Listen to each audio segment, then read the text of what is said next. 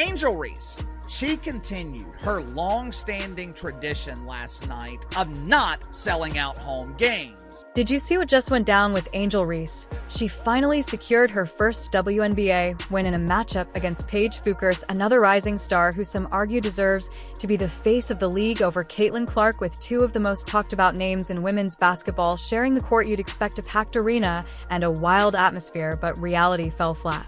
The crowd was sparse, ticket prices dipped to just $20 and only 41 sold in the hour before tip-off. For all the noise on social media, the actual turnout told a different story. It begs the question, where are the fans? The gap between online hype and real-world support is growing, and it's becoming impossible to ignore. Fans. Paige Bueckers is coming to town. Shout out to Santa Claus. Paige Bueckers is, you guys get it. And in their first matchup, they draw a whopping 9,025 people. Where are you guys at?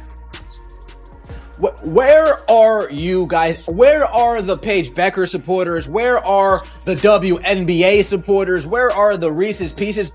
Where are you guys at? Meanwhile, ESPN keeps pushing the narrative that Angel Reese is the face of the league based on her social media following, but when it comes to actually filling seats and driving national buzz, it's getting harder to deny that Caitlin Clark is the real force powering the WNBA's momentum. Ooh. Who has the most TikTok followers? Ooh. Who has the most Twitter followers? Ooh. Who has the most Instagram? Who has the most this? Who has the most that? Who has the most viewership? Who has the most attendance? Who has the biggest impact on the game? We all know the answer to that question. Let's dive into the game, because what happened on that court is about to blow your mind. I mean, after all, this is the #1 most followed WNBA player on Instagram, followed by the #3 most followed WNBA player on Instagram. And last night, they were in the Wintrust Center, the Wintrust Arena, which holds a capacity of 10. Angel Reese's latest performance came with high expectations, especially with a headline matchup against the Dallas Wings that had all the ingredients of a marquee event. It took place at Wintrust Arena, which holds around 10,000 fans. But here's the strange part, it didn't even come close to selling out. Gonna put on a show. So when you see Angel Reese and Paige Bueckers locking horns for the first time in the WNBA, you would expect a sellout. Yeah, you heard that right. One of the most hyped games of the season featured Angel Reese, backed by her massive online following. Playing on her home court on the other side was Paige Bueckers, another rising star with a huge fan base, yet somehow a matchup that should have packed the arena left it looking awkwardly empty. Yes, this was a traumatic experience, but I was also confused as to why this game was being played at Wintrust Arena. Correct me if I'm wrong here. Paige Bueckers is a big star, right? According to the mainstream media. Even with the reported attendance of 9,000, people are starting to question if that number was even real. Why? Because throughout the entire broadcast, the cameras never once panned out to show the crowd suspicious, right? And let's not forget, this wasn't some massive venue. An arena is actually one of the smallest arenas in the state. Now, according to the media, these are two of the biggest stars in the dump, but for some reason, this high-profile matchup was not moved to the United Center, which I believe is the largest arena in the NBA. With an event of this magnitude, you would think the WNBA would take advantage and move it to an arena that could accommodate an actual crowd. But for some reason, the diva of Dump Divas, Kat Engelbert, she decided to keep the game at Wintrust Arena. Now let's talk about ticket sales, because this part's wild. 30 minutes before tip-off last night, I checked StubHub to see how many tickets were available. As I pulled up the game, I was greeted by a nice message. Hey there, Angel Reese fan. I see you're interested in tickets. You better hurry. These tickets are hot, hot, hot. We have sold 41 tickets in the past hour. Get them while you can. Tickets were going for as low as $20, and still fans weren't exactly racing to buy them. In the final hour before tip-off, only 41 tickets were sold. Yes, just 41 for a game featuring two of the league's most recognizable stars. That's not just surprising, it's straight up embarrassing. Nearly 1,000 tickets didn't get sold for this game. the #1 most followed WNBA player? Paige Becker is the most hyped WNBA player since last year? Very interesting how that works out. This situation highlights a clear disconnect from the hype surrounding players like Reese and Buchers. Yes, their followings are huge. Reese leads the WNBA in social media followers and Buchers is close behind, but the harsh reality is that Instagram likes and TikTok views aren't turning into actual fans showing up in the seats despite claims of a sellout. The arena looked far from full, and when whispers about the sparse crowd start circulating, it's obvious something doesn't add up. Reebok, shout out to Reebok, they go all out for your girl. Reebok already, we're going to make this Angel Reese's signature logo. They already have a couple PEs ready to go. They have her clothing line. Reebok's behind your girl.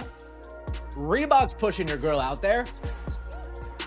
But how come it's not translating into attendance? There's a glaring disconnect between the hype and the reality when it comes to Angel Reese, and the WNBA. Reese's social media presence is massive, and the league leans heavily on that, plus her high-profile deals like the Reebok partnership as proof of growth.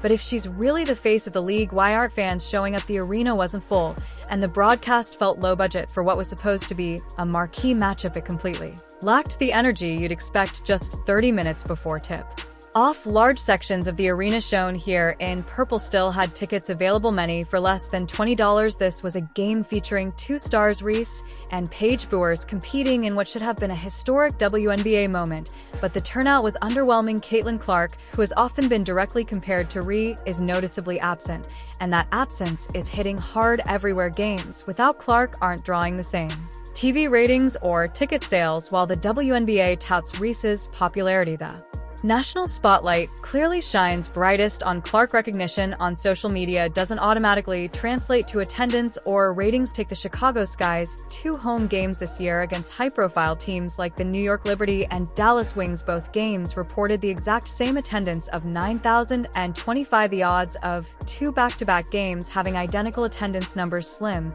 to none. It raises questions about how those figures are being reported, suggesting the league might be inflating numbers to boost Reese's image. Clark's injury isn't just a setback for basketball fans, it's a major problem for the entire league. Ticket sales are down, viewership is slipping, and the spark that Clark brings to games is missing. This isn't just about Angel Reese or Paige Buchers. Empty arenas are becoming a league-wide issue. Without Clark's energy driving the buzz, the WNBA has built too much momentum around one player, which is a risky game to play.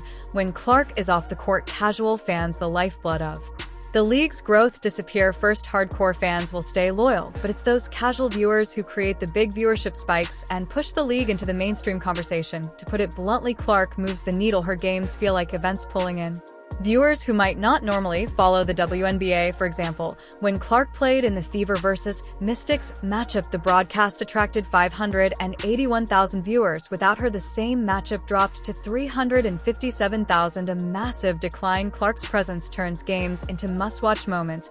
When she was on the floor for the Liberty vs. Fever game, ratings peaked at 3.24 million viewers, proving she's not just good, she's game-changing for the league. This level of impact, drawing across demographics and bringing people together, is what the WNBA needs. In contrast, games without her, like Sun vs. Lynx or Storm vs. Mercury, only pull in average numbers, respectable for smaller markets, but far from enough to build sustained momentum.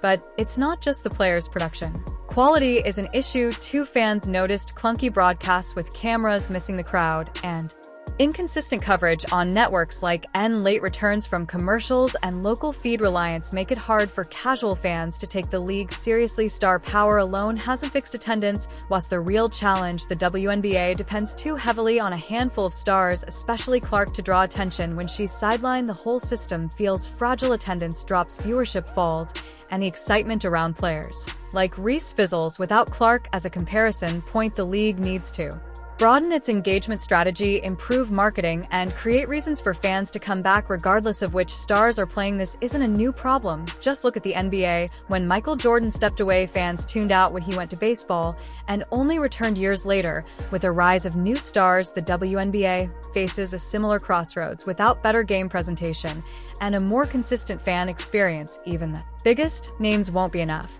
So what's next? The league can't wait for Clark to heal and hope everything fixes itself. They have to rethink their approach if they want to grow a sustainable fan base beyond just one or two players. Otherwise, they risk losing the casual fans who are essential for real momentum. After seeing $20 tickets and empty stands, do you believe the WNBA can evolve beyond hype? Let me know your thoughts.